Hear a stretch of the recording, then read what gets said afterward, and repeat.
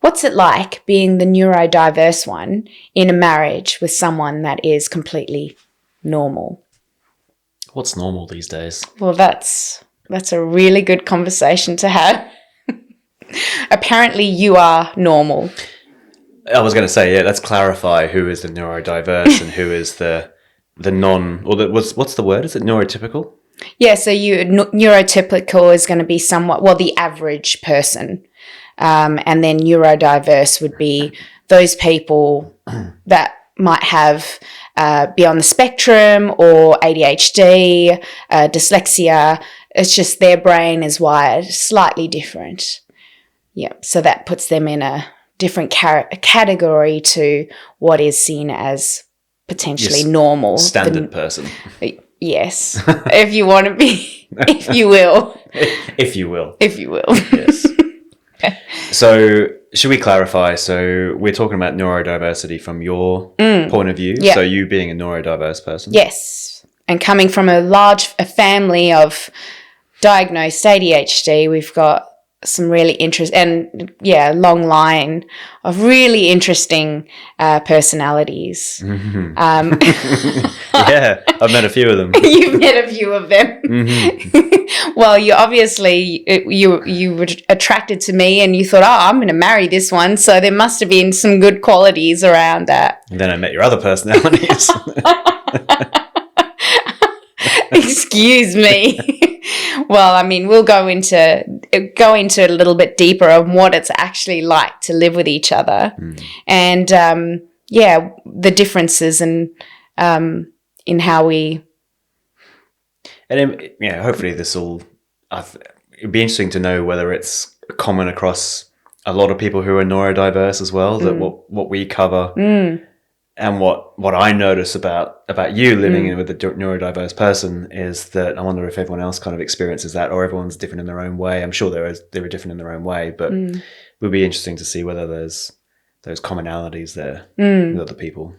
Yeah, definitely. I think if I had to just think about some of the key things or key personality traits about myself, would be forgetfulness.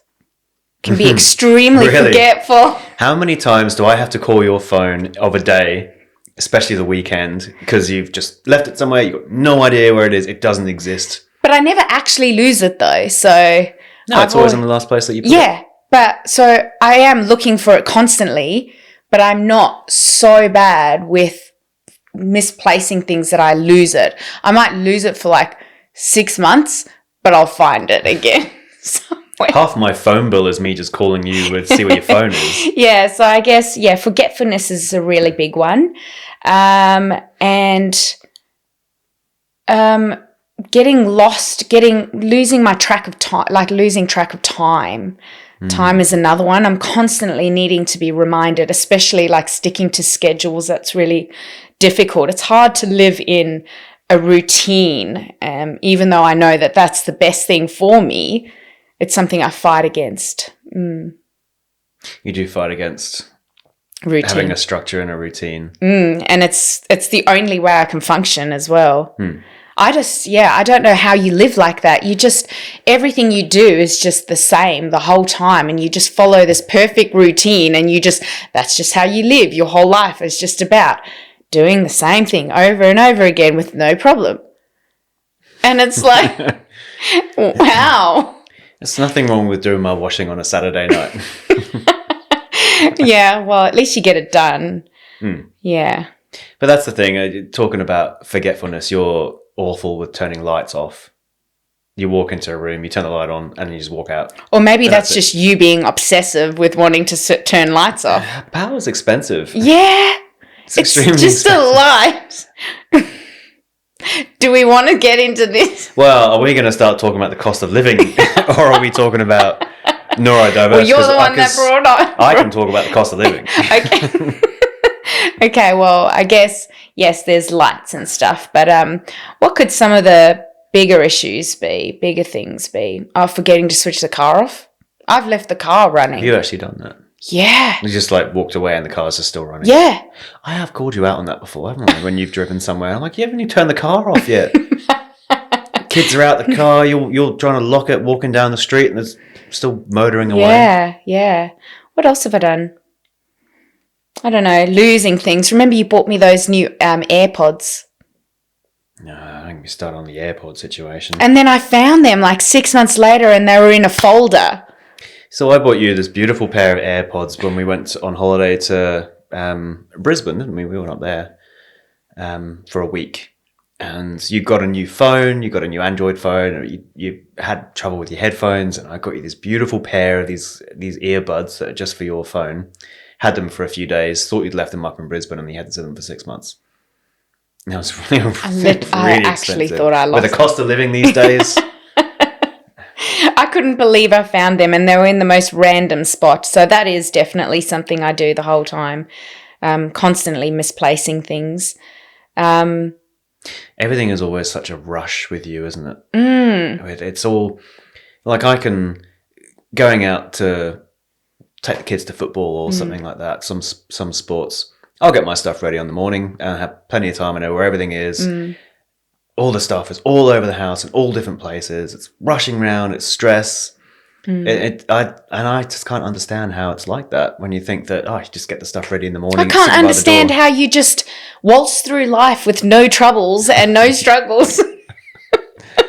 I think we're trying to show that this is not waltzing through life and we have struggles and troubles. It is. And I guess that's that whole time management. It is, it's a really... it doesn't, and that's why I need to be extremely organized, and otherwise it's just going to all completely fall apart. And yeah, you've been great with that, keeping me organized and structured as well as best you can. Yeah, you do fight against it though. Yeah, but it is. I think you want to be structured and organized and know where things are, and you've got to be here at 4:15 and you've got to leave at 8:05 here, and everyone's got to be dressed and breakfasted and everything. But you do fight against it as well, which I don't understand. Well, I mean, us ADHDers, we actually do have less dopamine in our brains than the normal person. So I'd probably understand that maybe we are that risk taking, or even just the stress, or it sort of elevates that dopamine. You're constantly looking for something that's going to bring you up in some level. So I mean, like a hit, or so dopamine it's that pleasure hormone. So whether it is it's like, yes, I got out the door just in time, or whatever it is, I can't quite understand. So whether that is, I don't know. Like if life just sailed along smoothly, it would just be so boring. Where's the fun in? I think that life doesn't sail along smoothly. Yeah. Anyway, it's not easy. It's not smooth. Just being a neurotypical person. Yeah. But yeah, throw you in the mix. Then maybe I just bring a little bit of colour. I don't remember what life used to be like. That's the weird thing. Yeah, it does add a bit of colour to it. Well, hence the podcast. Yeah, I think we covered that, didn't we? So that would also be a thing, I guess, is being able to start projects.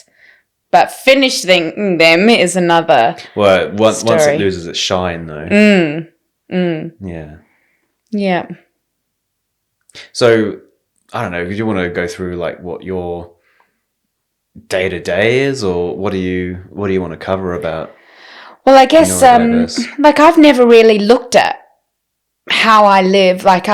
How I am is just normal. It's just the way I've lived. It's just my lifestyle. It's actually meeting you and bringing you into it and seeing how you interact and react to the way I am. That I'm like, oh. That life doesn't need to be this crazy mess that's all over the place and no one knows what's happening, and it's just if you manage to get through it, you've had a good day. Yeah. Yeah. I mean, what do you notice? What are standouts for you? With you? Yeah, things can be... Yeah, I was trying to think. Interesting? No, I'm not going to... No, I'm trying to think of other words to say because episode 1 and 2, there's probably a high count of interestings in there. But like when I come home, because you leave after me in the morning, right? I go a little bit earlier than you. And when I come home, I come in and I see all the breakfast stuff there. There's bowls of milk. There's coffee half drunk. There's the butter from lunches is just out with a knife in it. That's all just goo now. And, you know, all these sort of things. The door's not locked. The door's not locked. Yeah. The dog's in the house trying to get out. And I think, how has this happened? You know, and I come in at 5 o'clock and put all the breakfast things away. It's like, how does this even... You know what? My kids are still alive. I have succeeded. Yeah. It So is it's good rough. that you celebrate that. That's an achievement and an accomplishment. It is. It's a really tough thing. Like, it's hard enough looking after myself, let alone bringing in 2 kids that they have their own unique personalities and struggles that you don't have to deal with. It's tough. It's really hard. And yes, you can laugh and joke about all the interesting things about being, having those sort of unique personality traits. But it is really difficult too. And a lot of, I think, anxiety is a massive one. It's a crippler. That is massive. Yeah. It's crippling.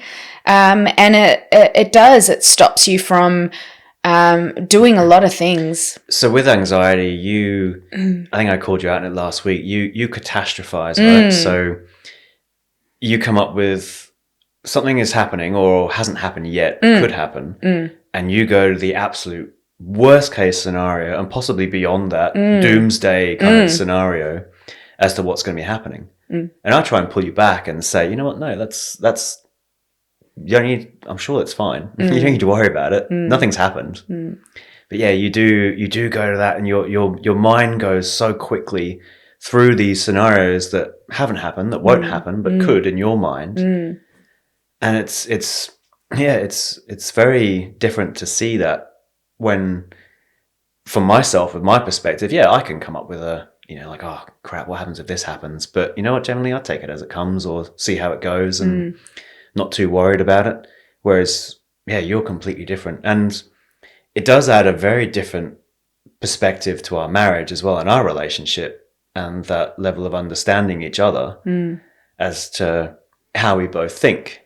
And we've been married for 3 years now, that we covered already, but it does make it very, very difficult to try and understand what your thought process is compared to my thought process when we're trying to work through not necessarily an issue, but just something that's happening or what we want to do on the weekend. It could be something that simple, and it can cause frustration between us because you don't understand where I'm coming from, and I just cannot understand what you're thinking about and how your mind works.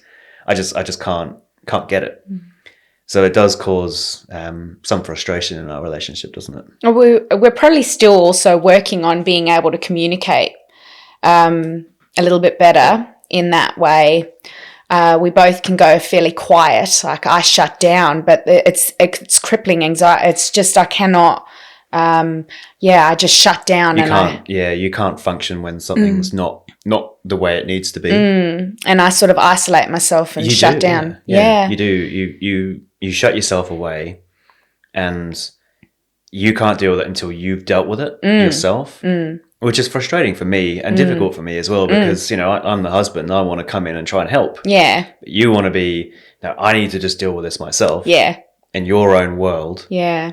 And it makes it very difficult to try and navigate a relationship, because, when we get that on a Saturday or any time, you shut down, I have to go and do something, or go into a different room and close the door and watch some TV or something, just to get myself out of the situation, because I want to help and I get frustrated that I can't. While you were speaking, I think, and I can't speak for everyone else, but just my experience and the people around me that my family sort of members as well that are on the spectrum that have some type of neurodiverse personality traits. The big part there is because mostly there is going to always be anxiety, and it's a huge thing to deal with, because with anxiety you will be pushed into this fight or flight, and it is a physical reaction. So yes, ADHD brain, it's like a gerbil. It's like you've got all these narratives in your mind, like going all different directions. It's never quiet. You got a few gerbils in there. I can definitely. But then on adding that sort of constant conversations, constant things going on in your head, when you bring in that level of anxiety, it actually it takes over your body. And I can't believe that it's taken me so long. I've had this my whole life and never really been able to verbalize the feelings and really be aware of what it does to my body. But it takes over my whole body. My heart like starts full on palpitating, sweaty palms, the shaking, and it's a scary.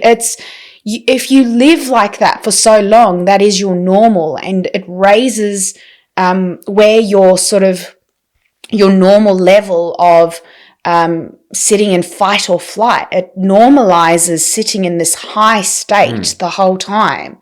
So it's really hard to change that state of normal. So you're constantly just living in this heightened space, which is extremely unhealthy. And I'm sure it would be very hard on your body. Well, we were only talking about this morning, weren't we, about that, about manifesting in other symptoms in your body, about when you are at that level for continuous periods of time, about what the reaction is of your body. Yeah, definitely, and it does, and it's a lot. Like you look at it, a lot of it has got to do with genetics and things that you are actually born with. But then you would need to look into sort of the social, what type of person are you? What are your character traits? What are the things that you are able to handle due to your personality? And then you're looking into your environment as well. So I guess as well, a lot of the way you learn to handle things can be a trauma response as well. So it's working out all these different aspects in your personality, in a sense, and whether you've learnt to regulate yourself, learnt how to handle your emotions. I mean, I'm still working on that. Oh, but you do a very good job, though, generally. Yeah. Thank you. That's all right. I don't think that. Well, I don't think it half the time, but I was just trying to be nice. But no, you do.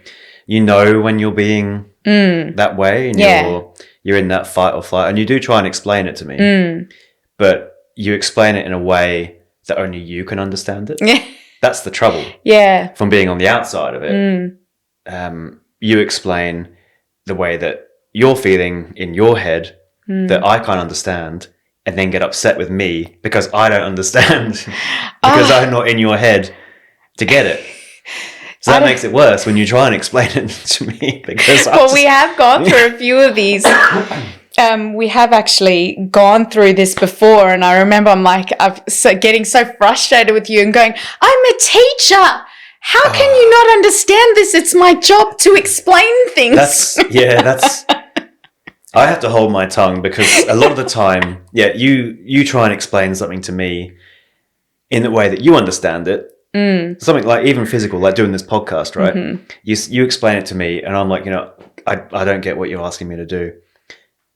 And then you get frustrated, and it's like, I'll just do it. I'm thinking, you're a teacher. You should know that different people learn differently. Okay, so the way I've just explained that, because obviously we've got viewers that are watching this, and the way I've just explained sort of my experience, did you understand that or not? You have no idea. You're starting to frustrate. This is. Are you serious? So you didn't understand what I just said? So you go shut down now. Okay. I'll go in the other room. Okay, why don't you rephrase how you understood that for those of you who didn't understand what I just said? What did you get from that? That you need to try and explain things that's not in your own head. It's really different. But while I'm explaining that as well, you've just got to remember that I've got like 3 other things going on as well. And I'm trying my utmost to not jump from one story to the other story to another story, because that's actually something that we do. Like, I know what I do, or other people with ADHD, is they can't just have a linear story. It's a story that links to this and goes back to that. Tangents. Yeah, and it goes on this massive tangent before they even get to what they even meant to say. So I am working on that. And I think being a teacher, I have developed that ability to be able to communicate a little bit better than what I would normally. Well, yeah. And you've been a teacher for a long time, so something's obviously working. Yeah, that's right. But not for you. Not for me, no. Maybe you're the one that we need to be having a. Maybe we need to look into what's going on with you. Episode 4. Why doesn't Ed get it? Come on, everybody. Try and, like, what can we do to help this man? Mm-hmm. Yeah. Yes. But I hope that's been a really good insight, right? It's been a good insight for me, even just for you to talk about it, just to help me try and understand you a little bit more. It'd be interesting to see what it happens in the long term, whether it's going to change our relationship or not. But it is good because it's a continuous thing that we're going to have. Whereas we do think about things so differently, we act so differently, we process things so differently, that this will be a long-term thing for us to try and understand each other a bit more with each and every time. And that's all we can really hope for, right? I think it's a great sort of mix, the two of us together. You bring out a lot of, you give me a lot of things that I really need, that stability and that consistency and the level head. Boring stuff. Yeah, it is, but it's everything that I need. And I'd like to think that I give you some wonderful, colourful. You give me some experices. Positive experiences. Sure. Well, every single holiday we've gone on is my impulse. That I have to pay for. Yeah, okay. Well, there we go again. The cost of living. You can see what I'm passionate about in our relationship. Yeah. Maybe we'll do an episode just on the cost of living. As long as there's enough money left over for football boots, it's fine. Yeah. That's all that matters. Yeah. But, so I guess it's an interesting dynamic, and really in the long run, you can categorize people and go, oh, well, they sit in whatever, sit on whatever spectrum, or they're classed as this type of person. But ultimately, I think, people are different. Well, personality comes into it massively, right? Huge. Yeah, definitely. And everyone is so different and brings qualities and strengths. Looking at focusing on a disorder is, that's one way you can look at it. And there are some really tough things to go through, but everyone is struggling in their own right in whatever areas. Yeah.